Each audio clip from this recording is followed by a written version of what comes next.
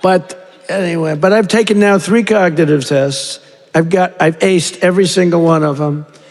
And they're clapping for that. Listen, I'm not sure being asked to take 3 cognitive exams is quite the flex he thinks it is. It was the night late-night television stopped feeling like entertainment and started to feel like a moment of reckoning, something sharper, heavier, the kind of broadcast people would talk about for years. The feud between Jimmy Kimmel and Donald Trump had been simmering for a long time, built on years of insults, jokes, and late-night punchlines. But on this Wednesday night, everything shifted. What had always been a back and forth suddenly escalated into something far more intense. Earlier that day, Trump had posted a video calling Kimmel a low IQ loser, questioning his intelligence and daring him to prove himself. It was a familiar dynamic, the loud voice trying to dominate the quieter one. But this time, the calculation was off. He assumed there was nothing to uncover. When Kimmel walked onto the stage of the El Capitan Theater, something felt different. The usual applause was there, but softer, uncertain. The band didn't play. You just take what you want. It all seems it's almost comic book crazy. But Trump says there's nothing wrong with him. He said the White House doctors have reported he's in perfect health and that I aced, meaning was correct on 100% of the questions asked.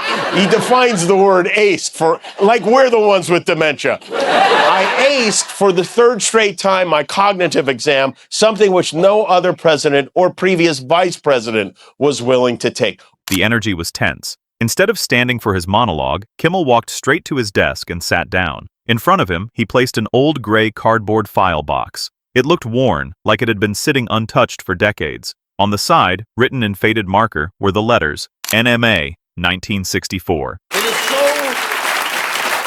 bananas that the guy who's in charge of releasing all these files and redacting all this evidence is Donald Trump's own personal defense attorney. You know, when Trump was convicted of 34 felony counts of fraud, Todd Blanche was his lawyer. Now Todd Blanche is the gatekeeper to the Epstein files. Mr. President, Kimmel said calmly, locking eyes with the camera, you called me low IQ today. You said I couldn't pass a test. You challenged me to compare brains. He paused, then slowly opened the box, the faint sound cutting through the silence. So I sent someone to the archives of the New York Military Academy. Back in the 60s, they didn't have digital systems, and they didn't throw things away. Behind him, the screen lit up with a split view. On one side sat Kimmel. On the other, Trump appeared live from Mar-a-Lago, clearly expecting to enjoy the moment. He was smiling, even laughing, gesturing to people around him as if this was going to be another easy win. Watch this, he seemed to say. He's going to fold. But that confidence didn't last. Kimmel reached into the box and pulled out a fragile yellowed sheet of paper. This, he said, holding it up, is your permanent record from your junior year. Standardized Stanford-Binet IQ testing, May 12, 1964. And I did something no other president's ever done. I took cognitive tests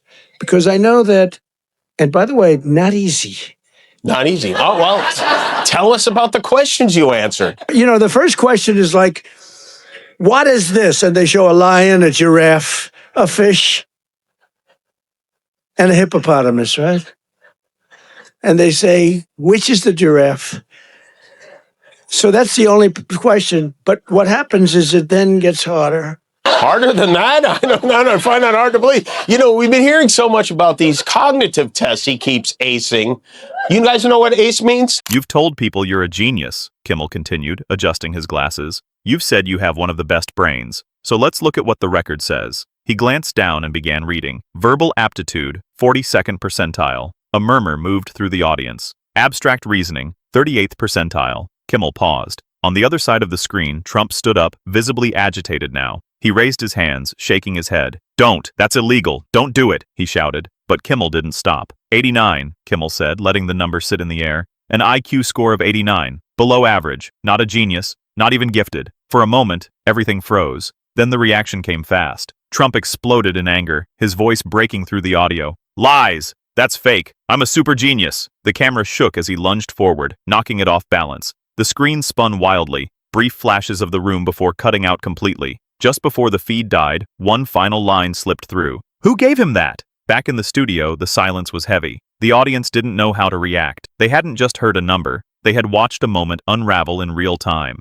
Kimmel slowly closed the file, looking toward the now empty screen. 89, he repeated quietly. You know, that explains a lot. He tapped the box gently. Class dismissed. As the show signed off, viewers sat with what they had seen. It wasn't loud or dramatic in the usual sense. It was something else, uncomfortable, revealing, and impossible to ignore. A reminder that sometimes, the most powerful moments on television aren't the ones filled with noise, but the ones that leave a silence behind.